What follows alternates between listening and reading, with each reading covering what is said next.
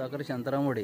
हां आता आपण जाणार आहे कुवारबावला, म्हणजे आपण ते सीन बघायचो तिकडे जाणार आणि तो पन्हाळा गोवा गेले ते पन्हाळ्याला ती बाहेर पडते. ती गुफा स्टार्टला एंडला तुम्ही जिथे सुरुवात आहे तिकडे दाखवली ती सुरुवात आहे ती दाखवली ती. ठीक आहे. ती कुठे निघते गुफा? पन्हाळ्याला. आता बंद आहे? आता बंद आहे. पूर्वी घोडे वगैरे जायचे त्यात? हां पूर्वी चालू होते. ठीक आहे. आता आपण पन्हाळ्याकडे आता कुठे जातोय? विशालगडाकडे. कुवारबावला बघायला जाणार. कुवारबावला. स्टोरी काय आहे त्याची? बहीण भावाचं म्हणजे ते बहीण भावाचं पूर्वीच्या काळात बहीण भावाचं लग्न म्हणजे ते लागणार होतं. त्याच्या अगोदर तो 4च्या अगोदर ते लग्न लागायला पाहिजे होतं. मग ते लागला असताना तर मग कंपल्सरी आपले बहीण भावाचं नातं आहे ना, मग त्याच्यामध्ये ते तोच रूट चालू झाला असता. ओके. त्याच्यामध्ये कोंबडा रावला, त्याच्यामुळे मग तो प्रथा ती बंद केली. बरं ही दंतकथा आहे ना, कारण का ऐकायलाच ते कसं तरी विचित्र वाटते. आम्ही पण हे ऐकलंय.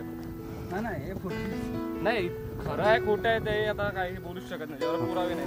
कशाला तुमच्या जर आईची आजोबांना वगैरे विचारलं ते सांगितलं आम्हाला, हीच गोष्ट सांगितली आजोबांनी. ठीक आहे. आपण एकदा खाली आजोबांना पुन्हा विचारायचा प्रयत्न करू. नाही हे सांगणार बघा, हे आपण जाऊ ना तेव्हा ते लोक सांगतील म्हातारे. ठीक आहे चालेल. खाली गावामध्ये वयस्कर लोकांना विचारू एकदा. कारण कसं पूर्वीच्या लोकांना थोडंफार त्यातलं म्हणजे अनुभव आहे, त्यांना माहिती आहे. आणि आताच्या पिढीला आपल्या तेवढं परफेक्टली अंदाज तेवढा सगळा त्याला इथं सगळं माहित नाही ना. बरोबर. थोडाफार त्याच्यामध्ये थोडाफार फरक पडणार. या पूर्ण व्हाला आम्ही पॅच करतो, किरव्या खेकड्यासाठी येतो. कुठे? हा पूर्ण खाली दिसतो इथपर्यंत येतो. ओके. पावसातून ती खाली जी दरी दिसते त्या दरीत? हा या दरी एक कोळमा दिसतो ना, ह्या एक पॅच ह्या एक पॅच इकडे येणारा. इथून आम्ही रिटर्न आमच्या घरी जातो. म्हणजे तुमची वहिवाट आहे? ओके. गुरं चढतात वरती? आता नाही. आपल्या गावातून गुरं येतात वरती आता चढवायला? आता नाही, गुरंच नाही ना. अरे गुरंच नाहीत कोणाची. कंपल्सरी इकडूनच ना रहदारी. आता रहदारीच नाही ना, इकडून जाणं वगैरे. आता गेल्या वर्षी का लोकांनी केली, आता बाहेरून लोक येतात ना, त्याच्यामुळे आम्ही कंपल्सरी वाट इथपर्यंत केली होती, आपल्या ब्रिज खालीपर्यंत. ओके. या लोकांनी वाट केलेली आहे. हा पूर्ण गावातले माणसं होती. म्हणजे साखरपाच्या तुमचं गावाचं नाव काय? देवडे. देवड्यातून पूर्ण एक वाट विशालगडापर्यंत तुम्ही मॅन्युअली केलेली. हां. जेव्हा की देवडे हे कोकणात येतं आणि विशालगड हा कोल्हापूर जिल्ह्यात येतो.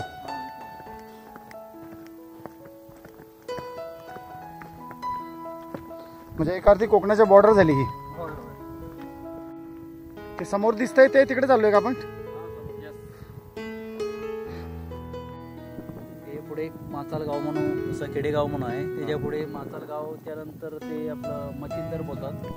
त्या गावामध्ये देवस्थान आहे आणि ते या साईडला गेले तर खिंडीमध्ये एक गुफा आहे आणि घोड्याची वगैरे शिवाजी महाराजांची घोडी वगैरे जातात, त्यांची घोडीचा वगैरे टाप वगैरे ते उठलेलं आहे. कुठे आहे ते? इथे खाली. ठीक आहे. किती वेळ लागेल जायला? जाता येईल 5-10 मिनिटं आहे जायला रस्ता. चला ना. चला. निशाणी आहे ना? निशाणी म्हणजे हाय पूर्ण होती.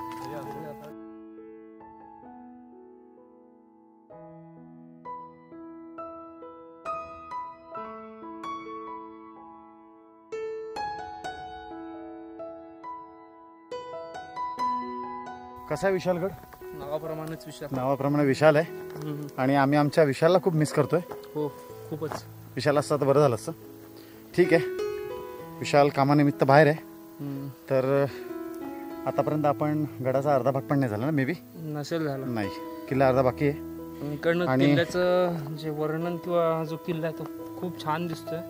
जरा पाहू शकता तुम्ही किल्ल्याची तटबंदीचे अवशेष, काही मंदिरं वगैरे दिसत आहेत. आणि म्हणजे जी तटबंदी वगैरे आहे ती बघा, तुम्हाला विनोद भाऊ दाखवतीलच. फार सुंदररित्याने इकडनं दिसते.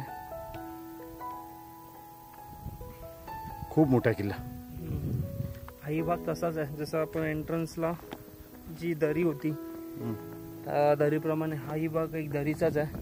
त्या म्हणजे विशालगडाप्रमाणे म्हणजे गडाला जशी एकदम म्हणजे काय म्हणणार ते, मला वाटतं दुसरीकडे जाण्याची वाट आहे.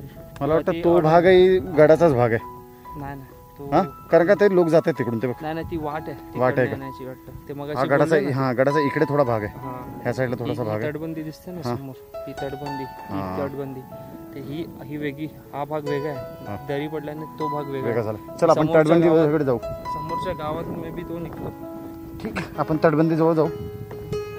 तिकडनं आपला खुलासा काय आहे. चला. आणि वैशिष्ट्य या गडावरती आपण कोल्हापूरवरून न येता आपण कोकणातून आलो. हो, हा बघा तो रस्ता, ते तिकडून रस्त्यातून ह्या मार्गाने यायचं वरती. ओके. आणि तर आता ही तटबंदी आहे.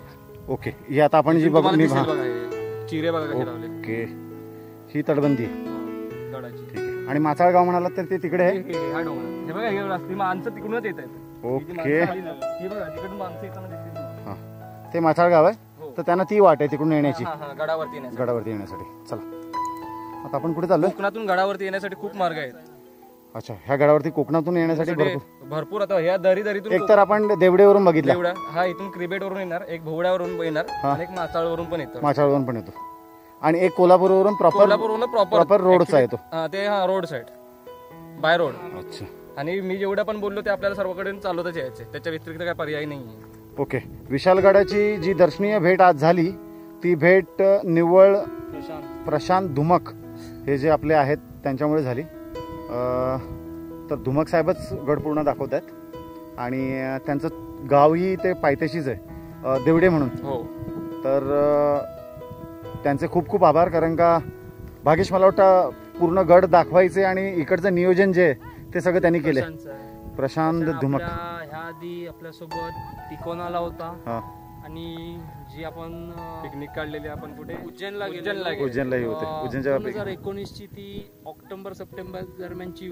तर मी आशा करतो ह्याच्या पुढच्या ट्रेकला धुमक साहेब हौशेने भाग घेतील. नक्कीच. ठीक आहे, चला. ही पूर्ण माळरानावरून ती मला वाटतं पूर्ण भागेश दाखव काठीने. ही पूर्ण म्हणजे मागून आलो ती आणि पुढे चालली ती पूर्ण तटबंदी ही. हा म्हणजे दुहेरी तटबंदी बघण्याचा योग आहे आज.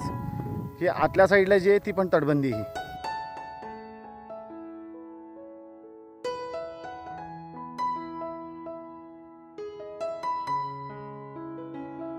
ह्याच्याबद्दल काय सांगू शकाल? म्हणजे नेमकी मला आता हे पन्हाळ्याला का ज्योतिबाला आपल्या ह्याला गेले परफेक्टली मला एवढं माहित नाही, पण 2 ठिकाणी हे गेलेले, पन्हाळा किंवा ज्योतिबाला. ठीक आहे, कुठेतरी ही गुफा निघाली. पन्हाळ्याला ज्योतिबाला हे बाहेर पडते. पूर्वीचे चोर रस्ते म्हणजे शिवाजी काळाच्या पूर्वीचे ही रहदारी त्यांची. ओके. म्हणजे शत्रूने गडाला वेढा घातला तरी बाहेर पडायचे, निसटून जायचे. पूर्ण म्हणजे पहिले ते ओपनच होते, आता ते जरा हे झाले. ओके. पूर्ण ओपन आहे. जाणकारी माणसं आपल्या त्यांचे अनुभव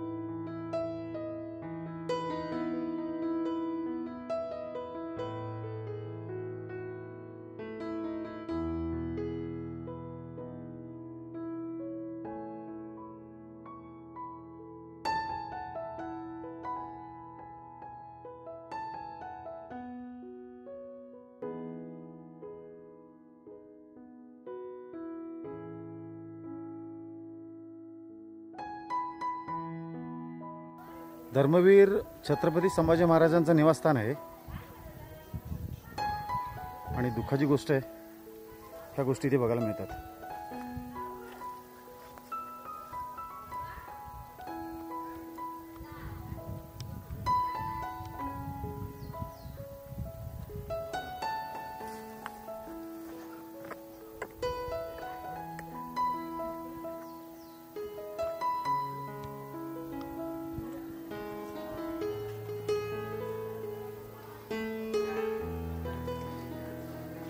सर्रासपणे गडावरती मद्यप्राशन केले जातं, नॉनव्हेज खाल्ले जाते आणि शासनाचं ह्या सगळ्याकडे दुर्लक्षित आहे आणि पटुल एक समाजाचं साम्राज्य दिवसेंदिवस इथे वाढत चाललंय.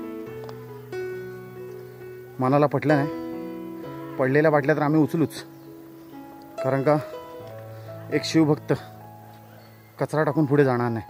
खऱ्या अर्थाने विशालगडाची अवस्था खूप दयनीय आहे. परप्रात्यांचा आक्रमक सर्रासपणे मनमानी करणं, मद्यप्राशन, नॉनव्हेज नाही पटत मला हे. तुर्तास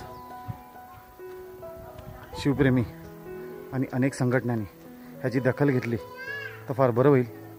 विशालगडाचं सौंदर्य राखण्याचा पुरेपूर प्रयत्न केला जाईल अशी अपेक्षा करतो. बरोबर, तुम्ही कोणालाही खाली अलाउड करत नाही? नाही. का बरं करत नाही? त्याचं नाही, रिझन मला ते चालत नाही. काय करतात लोक इकडे येऊन? इथं येऊन दारू पिणार, मटण खाणार, कोंबडी कुत्री कापणार, हे मला आवडत नाही. पटत नाही माझ्याकडे तुम्हाला? सगळं देवस्थान चारी बाजून आहेत आणि मी मुख्य म्हणजे मी पुजारी आहे विशाळगडचा. अच्छा, त्याच्यामुळे आमच्यात नाही. आम्ही आत्ताचे नाही, शिवाजी महाराजांच्या काळात. तुम्ही ऑफिशियली कंप्लेंट केली याची की ही लोकांशी धिंगाणा घालताय, त्याच्यावरती कुणी आवाज उठवण्याचा प्रयत्न केलाय?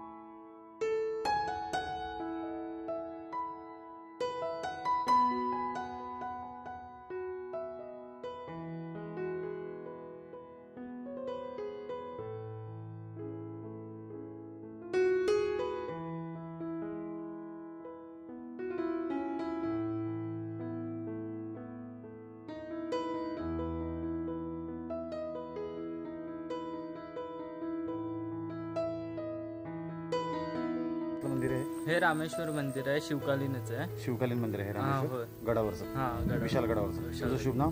माझं गणेश दीपक गुरु. बरोबर, ठीक आहे. मंदिर पूर्ण मातीत गाडले गेलेलं? हा होय. पहिल्यांदा संपूर्ण हे फक्त वरचा कळस फक्त दिसायचा, बाकी संपूर्ण हे गाडूनच होतं. हा. नंतर ना जरा जरा खोदून ही माती संपूर्ण खाली टाकून हा. हे उघडलेलं. अच्छा, बरं. ही कोणी मेहनत घेतली? हे गावातल्यांनी. गावातल्याने. हा. मग गावातले आता हे जो कचरा विचरा गडावर होतो त्याच्याबद्दल काहीच बोलत नाही? त्याच्याबद्दल बोलतात, पण काय करणार, बाकीचे पर्यटक येतात ते पण टाकतात आणि गडावरचे जे असतात ते पण टाकतात. पण पर्यटकांना तिथे जेवायला, खायला, या चिकन बनवायला, या दारू प्यायला जागा तर तुमच्या गावालाच देतात. काय करणार. मग तुम्ही त्याच्याबद्दल काहीच ऑप्शन घेत नाही? मीटिंग लावून काय करायचं काय नाही? एकदा मीटिंग केलेली, ते म्हणतात की आमचा आता धंदाच पूर्णपणे बंद पडला, मग परत सुरू केला नाही.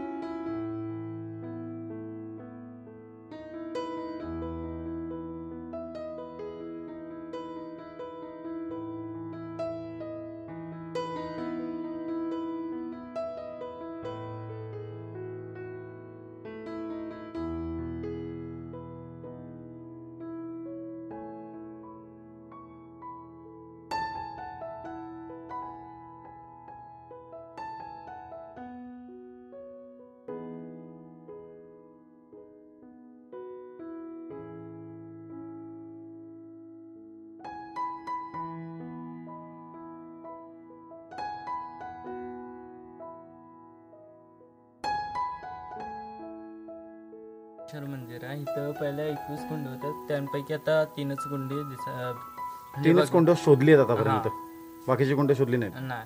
ठीक आहे. आणि पाणी आहे कुंडामध्ये तिकडे? हा हाय. ठीक आहे. कधीपासून येतो? इथं पहिल्या याच्यात येतं. प्राचीन आहे. हा. कधीपासून आहे इकडे तोफ? तो ते प्राचीन. प्राचीन आहे. अशीच ठेवली ती अर्धवट? हा.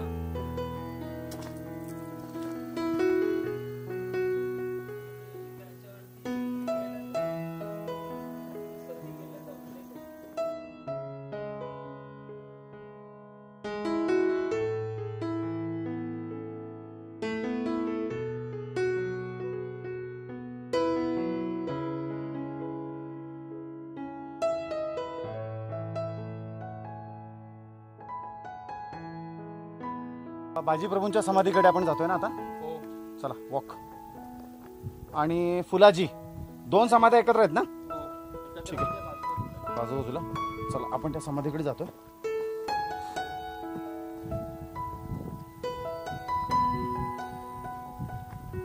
थोडं स्लिपरी भाग्या सांभाळ.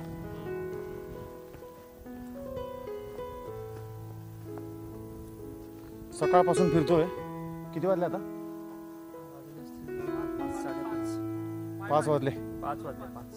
तरी निम्मा गड फिरून झालाय. हा गड फिरायला मला वाटतं 1-1.5 दिवस लागतो.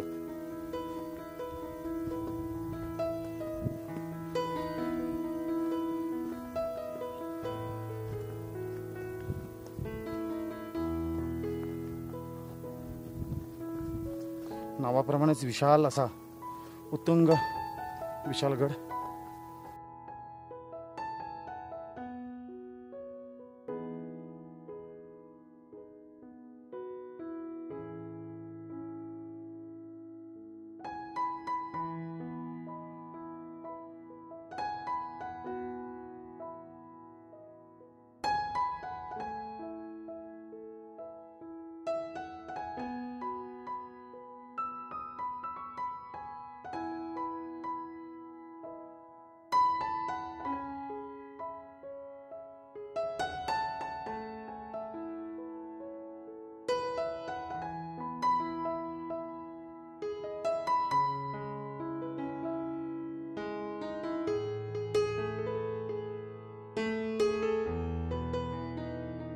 नमस्कार, जय शिवराय.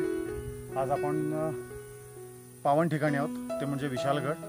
आणि माझ्या ह्या साईडला बघाल तर फुलाजी प्रभू, नरवीर फुलाजी प्रभू देशपांडे यांची समाधी आणि नरवीर देशपांडे, बाजीप्रभू देशपांडे यांची समाधी.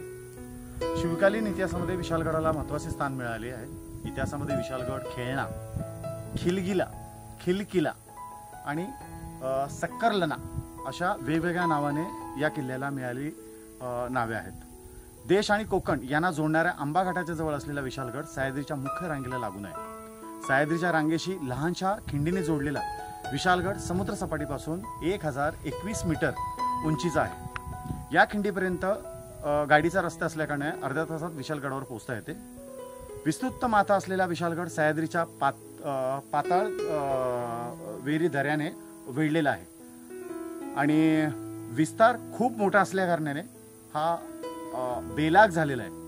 विशालगडाच्या बेलागपणाने येथील दऱ्याखोऱ्यांचे निबिड अरण्याचे सुरेख वर्णन फेरिस्ता या इतिहासकाराने केलेले आहे. तो म्हणजे या घाटातील वाटा अतिशय वाकड्या तिकड्या आहेत. त्याची तुलना कुरळ्या केसाची केली तरी त्याची बरोबरी होणार नाही. आणि या पर्वताचे देखावे अतिशय भयंकर असून त्याच्या कड्यांवर आणि गुहांवर आल्यावर प्रत्यक्षात भूते आणि राक्षस देखील दचकतील. या रानात सूर्याचा कवडचाही पडायचा नाही इतके वाढलेले गवत, गर्द रान आणि सापांचा विंचवांचा सुळसुळाट, अजगराच्या श्वासोश्वासाची दुर्गमय, इथल्या पाण्यामुळे मूतिमंत मृत्यूचेच वास्तव्य, वाऱ्याची प्रत्येक झुळक विषाने माखलेली अशा या वाकड्या तिकड्या वाटाने चालून मुसलमान सैन्य अगदी भिवून आणि थकून गेले होते. विशालगडाच्या परिसरात भटकंती केल्यास आजही त्याचा प्रत्यय आल्याशिवाय राहत नाही. विशालगडाच्या या दुर्गमतेचा वापर करून शत्रूला नामोहरण केल्याचा एकही दाखला इतिहासात आहे. साधारण इसवी सन 1450च्या सुमारास बमणी राजाचा एक सुभेदार हा प्रांत काबीज करण्यासाठी आला हा सरदार म्हणजे मलिक उत्तुजार होय. त्याने प्रथम पन्हाळ्याच्या किल्ल्यावरती शिर्क्यानी मलिक उत्तुजाला विशालगडाचे आमिष दाखवले. शिर्के त्याच्या मार्गदर्शनाखाली मलिक उत्तुजाची 7,000ची फौज विशालगडाच्या निबिड अरण्यातून येऊन दाखल झाली. अतिशय अडचणीवर जागेवर सैन्यसकट मलिक उत्तुजाला आणल्यावर विशालगडावरती शंकरराव मोरे यांनी जोरदार हल्ला केला. शिर्के आणि मोरे यांनी कात्रीत सापडलेल्या मलिक उत्तुजाला 7,000 सैन्यासकट त्याच्या आक्रमकापासून मुक्त केलं. त्या सैन्यातील एका सरदार मलिक रेहान होता. त्याचीच कबर विशालगडाजवळ आहे असे जाणकारांचे मत आहे. इसवी सन 1660 मध्ये आदिलशाही सरदार सिद्दी जहर याने शिवरायांना पन्हाळगडावर कोंडले होते. या कोंडीतून शिवराय चतुराईने निसटले. त्यांचा पाठलाग करत सिद्दी मसूद आला. या सिद्दी मसूदला थोपवण्याचा महान पराक्रम बाजीप्रभू यांनी केला. महाराज विशालगडावर सुखरूप पोहोचले आणि अशा प्रकारे अनेक रोमहर्षक घटनांचा साक्षीदार विशालगडाचा किल्ला आहे. एसटीच्या थांब्यापासून अर्ध्या तासात आपण विशालगडावर पोहोचतो. गडावर मुंडा दरवाजा, रणमंडळ, मलिक रेहानचा दर्गा, अमृतेश्वर मंदिर, दगडी कुंभ, प्रतिनिधीचा वाडा अशा अनेक वस्तू गडावर पाहता येतात. याशिवाय छत्रपती राजाराम महाराज यांच्या तृतीयपंथी अंबिकाबाई यांचे स्मारक आणि इतिहासामध्ये आपल्या पराक्रमाने अजमार झालेले वीर बाजीप्रभू आणि फुलाजी प्रभू.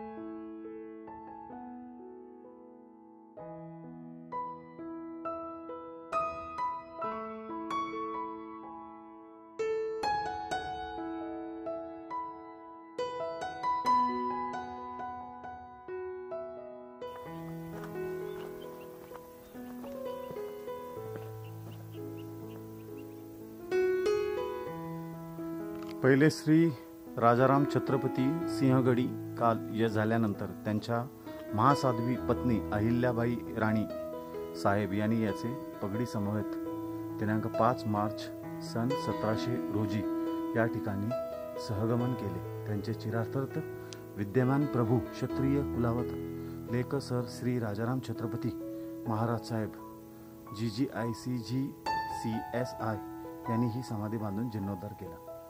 जय शिवराय. विशालगडला आलात तर हे गृहस्थ तुम्हाला सापडतील. ह्यांचा फोन नंबर लिंकमध्ये देतो आणि ते बोलतील. विशालगड पूर्ण फिरण्यासाठी तुम्हाला ह्यांची खूप चांगली मदत होईल आणि स्पॉट लांब करणारे असल्या कारणाने ह्यांची जर मदत असेल तर वेळेत सगळं होईल.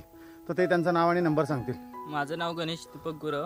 Mobile number 9075957342. कॉन्टॅक्ट केला तर तुम्ही फिरवाल गड पूर्ण. हां चालेल. ठीक आहे. हे गाईड आहेत, माहिती फार छान सांगतात आणि स्पॉट असे काही लपलेले आहेत तर तुम्ही शोधून मिळणार नाहीत. काहीतरी राहिल्याचा भास होईल. त्यापेक्षा तुम्ही ह्यांना कॉन्टॅक्ट केला तर फार बरं होईल.